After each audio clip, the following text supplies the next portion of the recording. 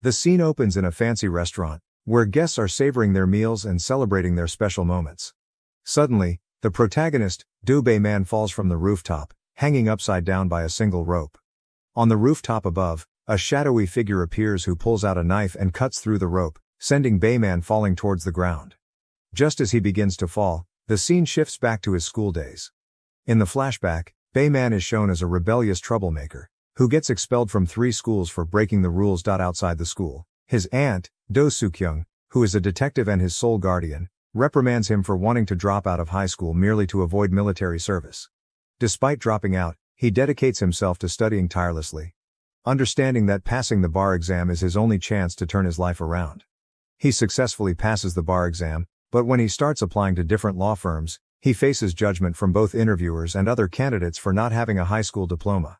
Frustrated, he ends up showing his aggressive side toward them.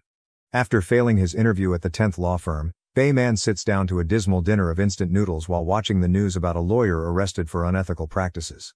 Just then, a man approaches him, and Bae-man quickly recognizes him as Yong Moon-gu, the managing partner at Law & One, the same person associated with the arrest he saw in the news earlier.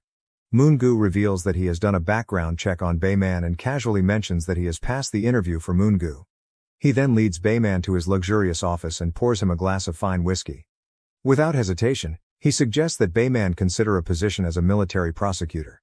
Bae-man immediately declines, stating he is exempt because he did not finish high school.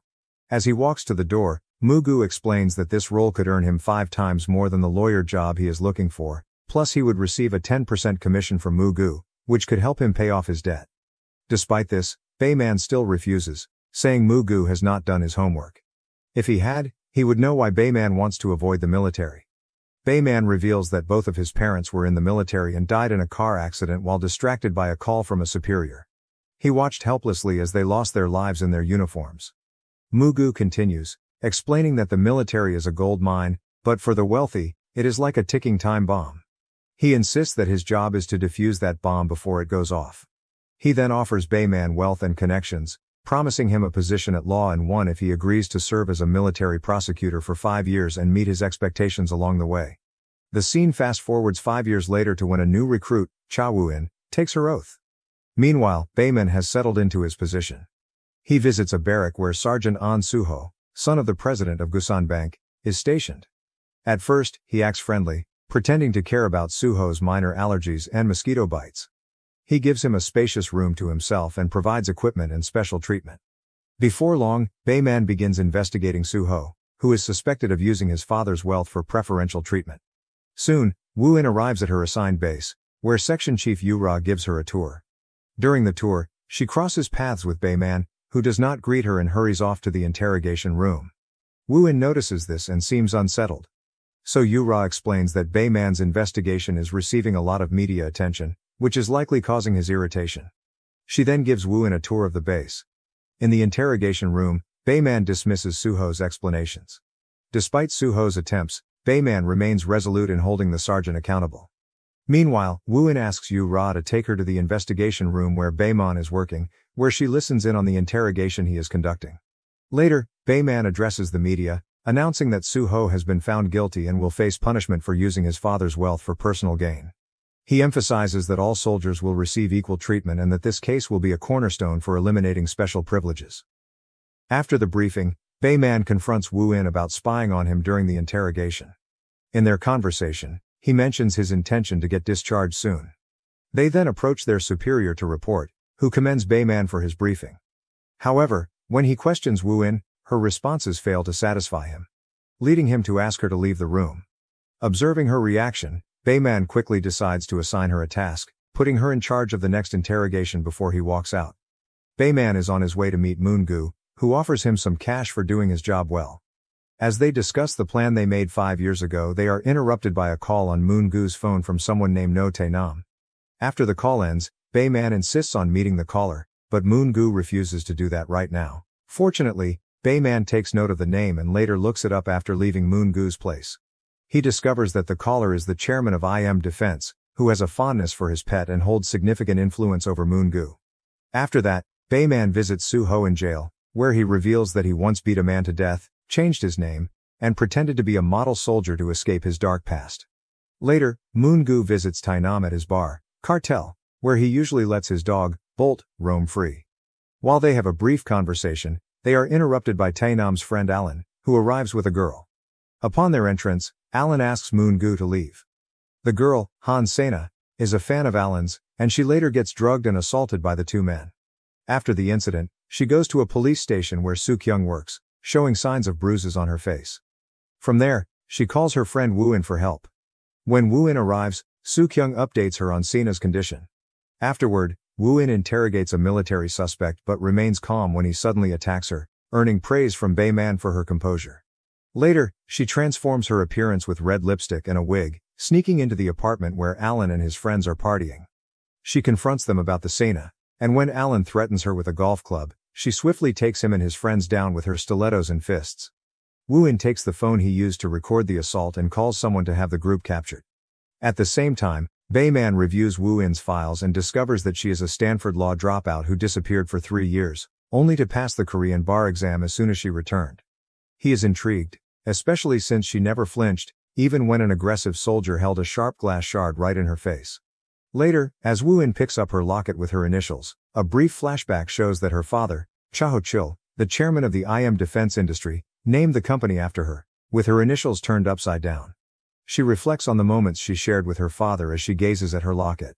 At the base, a colleague tells Bae-man about IM's history as a small defense company that has ties to the military through Tainam, whose mother is General No Hwa-young, the first Korean woman to earn 2 stars. Bae-man learns that after military secrets were leaked, the previous chairman, Ho-chul, was arrested and IM fell into legal management. Tainam took advantage of this crisis to buy the company at a bargain price. The colleague mentions Ho-chul's suspicious car crash and Moon-gu's role as the prosecutor at the time. Watching video clips, Bae-man suspects a connection between Moon-gu and Tainam in seizing control of IM and recalls that Moon-gu founded Law and One, backed by Tainam, after leaving the prosecutor's office. The next day, Woo-in visits Sena in the hospital, where Sena expresses her concern about the group having a video of the incident. Woo-in reassures her that she has the video and that it is Sena's choice whether to use it to punish the group or to destroy it. Sena decides to have the video destroyed forever. Woo-in promises that, no matter what happens, she will always protect her. News of Alan's disappearance spreads fast, leading to cancelled concerts and mounting tension for Tainam and his team. Moon-gu, Tainam's legal advisor, who usually covers up his crimes before they reach the courtroom, visits to address the situation. During their conversation, Tainam admits they assaulted Sena, revealing the incident was recorded on Alan's phone. Worried, Moon-gu rushes off to find Alan to protect Tainam, but before leaving, Tainam insists he should involve Bae-man to help manage the fallout. Following Tainam's instructions, Moon-gu brings in Bae-man to find Alan. Without asking any questions, Bae-man accepts the task and begins working on it as soon as he leaves the office. He reviews the camera footage from outside Alan's apartment and spots Woo-in, disguised in a red wig and large sunglasses. However, he fails to recognize her. After taking a quick look around the apartment, he concludes that the suspect is a girl with red hair. The next morning, Woo-in gives Bae-man a luxurious watch, leading his colleagues to believe that they are in a romantic relationship. When asked about it, she clarifies that it is just a gift to thank him for protecting her during the recent interrogation incident. She wants him to wear it even after he is discharged, reminding him to cherish every moment. Later, as they head to shooting training, Woo-in struggles to aim properly. Bae-man steps in to help her get the shot right. Just as he is training her, he receives a call and steps outside. To his surprise, he looks back and sees Woo-in hitting her target perfectly after just one lesson. At the same time, Soo-ho meets with Seo-rak, who harbors a deep resentment toward Do Bae-man for having sent his father to prison. Soo-ho gives him the order to kill Bae-man. Driven by his own resentments, he decides to accept the challenge. Meanwhile, Bae-man reports the evidence he found at the apartment, including a picture of Woo-in disguised as a woman with red hair. He confirms that the blood he discovered matches Alan's DNA and assures that he will locate Alan once he pieces together the full story of the incident. He is then informed by a colleague that Alan was at the cartel 2 days ago. Determined to investigate further, he heads to the bar and concludes that Tainam is also involved in the situation. In the next scene, Woo-in visits Alan and his group at the army camp where they are being held captive. She tortures and drugs them, and during an altercation, Alan accidentally hits her with his shoulder, leaving a small wound above her eye. The following day at the office, high-ranking officials notice her injuries and try to discipline her about the rules. However, Woo-in counters their points, leaving the officials in disbelief. In the office, the officer complains to Baeman about women's behavior, saying they are too righteous and difficult to manage. During the conversation, he mentions that a new division commander has transferred in, and when he reveals her name as General No Hwa-young, Baeman becomes lost in thought. At home, while Woo-in trains herself, Baeman reflects on the watch she gifted him and thinks about her words and actions. His memories are interrupted by a call from Moon-gu. When they meet, Baeman shares his suspicions about two women, the one with red hair and Sena, who reported her assault to the police. He also reveals that he suspects Taenam's involvement in the incident. Moon-gu insists on finding Alan, and Baeman requests a meeting with Taenam to do so. Moon-gu agrees and arranges a meeting between the two. As the two meet, Baeman begins to share stories from his rebellious school days. He then talks about his current job when Taenam expresses his desire to evade conscription and tests Baeman's ability to secure a long-term position to work for him. Without hesitation, Baeman accepts the challenge. Moon-gu tries to caution him against this decision, but both Baeman and Taenam dismiss his concerns, focusing instead on their own plans. Moon-gu tries to warn both of them separately about the impending danger, but Baeman shows no hesitation in accepting Taenam's offer. He also cautions Taenam that his mother will not let things go easily for him after knowing the truth. This prompts Taenam to visit Sena in the hospital. However, when he arrives, he does not find her in her hospital bed and looks around for her. He quickly spots her sitting on a bench outside in the park and approaches her. There, he attempts to intimidate her into telling him where the video is, but she does not reveal anything. Just as he raises his hand to strike her, a military officer enters the scene, informing her that her mother has arrived and is waiting to meet him. The military officer then leads Taenam to a car where his mother is waiting. She confronts him, stating that Moon-gu has informed her of everything, and insists that they need to talk in the car. She urges him to get inside. While driving to the inauguration program of a new division commander, Baeman and Woo-in suddenly find their way blocked by Seo-rak, whom Baeman immediately recognizes as the son of a man involved in military supply theft. When Baeman steps out of the car to confront Seo-rak, he is quickly surrounded by Seo-rak's men, who are ordered to attack him. As the fight escalates, Woo-in turns up the music in the car and watches the chaos unfold outside. As the fight intensifies, Baeman starts to get overwhelmed by the group. Seeing this, Woo-in exits the car and joins the confrontation, raising Baeman's suspicions about her. After she helps him eliminate all the attackers, Baeman tells her to drive to the inauguration. He settles into the back seat of the car and discovers a red wig.